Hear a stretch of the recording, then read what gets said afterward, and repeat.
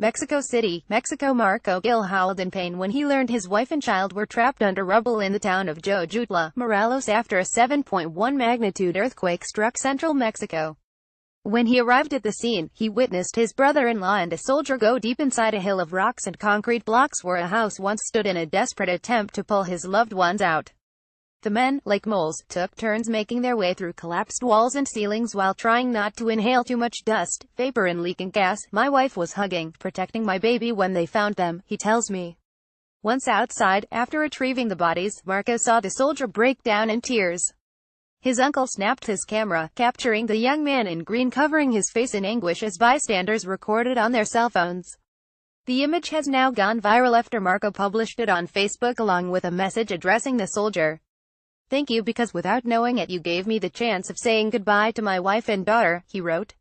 His comments echo a renewed gratitude many Mexicans are expressing towards an institution that up till the earthquake seemed somewhat at odds with the people. The glory of the Mexican army has always been linked to natural disasters, says Juan Ortiz Escamilla, a military historian and researcher at the University of Veracruz. He argues the military operates mostly in the countryside, out of sight of many Mexicans. Their work became much more visible after the earthquake hit the capital. The media is in Mexico City and when something happens outside they don't see it as that important, said Ortiz Escamilla. However, he emphasizes the military shouldn't be seen as monolithic and homogeneous. There's good and bad elements. Mexico is going through an institutional crisis. We can't continue to ignore the corpses that pop up everywhere on a daily basis, the massacres we are getting used to, he said. The Mexican military has a negative image mainly because it has been ordered to execute policing tasks it's not prepared to carry out, he noted. In October of last year, Mexico's top general Salvador Cienfuegos acknowledged the army was worn out from battling drug cartels and organized crime. The military's reputation and popularity has taken a hit by drug war-related human rights violations and gruesome scandals such as the execution of alleged criminals at the hands of soldiers in the town of Litlay and the alleged participation, according to a few journalistic accounts, of some army elements in the disappearance of the 43 students from Ayotzinapa. Cienfuegos himself publicly apologized in April of last year after a video surfaced on social media showing a woman being asphyxiated with a plastic bag by two soldiers and a federal police agent. The aftermath of the earthquake is not necessarily pushing Mexicans to forget or turn a blind eye to extrajudicial killings and torture.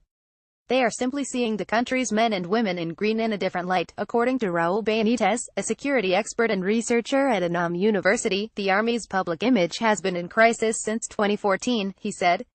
The military's biggest problem is not a few rotten apples, but its entire design and strategy to combat organized crime. When they go into action they tend to violate human rights. Tale of two armies. Benitez says it's a tale of two armies. There's two images that are always clashing, that of rampant violations and that of soldiers saving people throughout Mexico and even other countries during natural disasters, he said. Mexico's military has been sent to aid victims in countries like Haiti, Ecuador and even the United States during Hurricane Katrina. Benitez thinks the military's performance in the aftermath of the earthquake that struck Morelos, Puebla and Mexico City is improving perceptions. But he says that when the media frenzy is over, the military will have to be on the lookout for the next scandal. It's cyclical, he says. This isn't a turning point. Although the soldiers I interviewed modestly claim they are only doing their job, the army is capitalizing on the moment. Mexico's Marines, an elite Navy force that at times seems to compete with the army in nabbing drug war trophies, has been parading a rescue dog known across the internet as Frida. Mexicans have come up with memes and images praising the cute Labrador, and jokesters have even proposed that Mexico's favorite mascot replace master muralist Diego Rivera in the country's 500 peso bill. It's worth noting the Marines were embarrassed during one high-profile rescue at a collapsed school after officials and some media outlets propagated what turned out to be false reports of rescue teams finding a girl in the rubble, a story which captivated audiences worldwide for 2 days. Suddenly there's TV and radio spots exalting the army and publicizing its role in rescue operations. Officials also organized a televised reunion between Marco Gil, the man who lost his family, and Martin Moctezuma Luis Hernandez, the soldier who helped retrieve the bodies of his wife and child. The fact he bears the name of one of the last Aztec emperors hasn't gone unnoticed.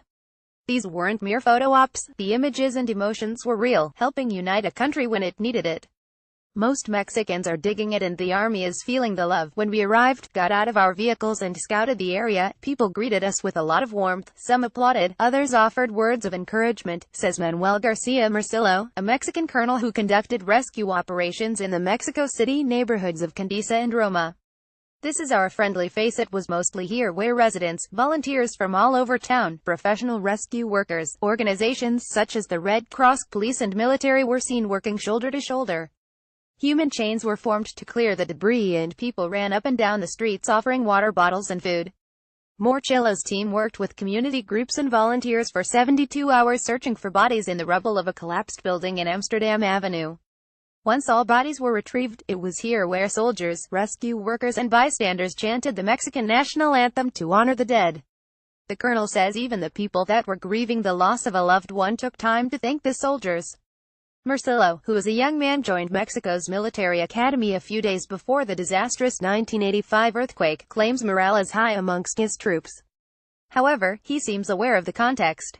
This is our friendly face. We help without carrying any weapons or instruments of aggression.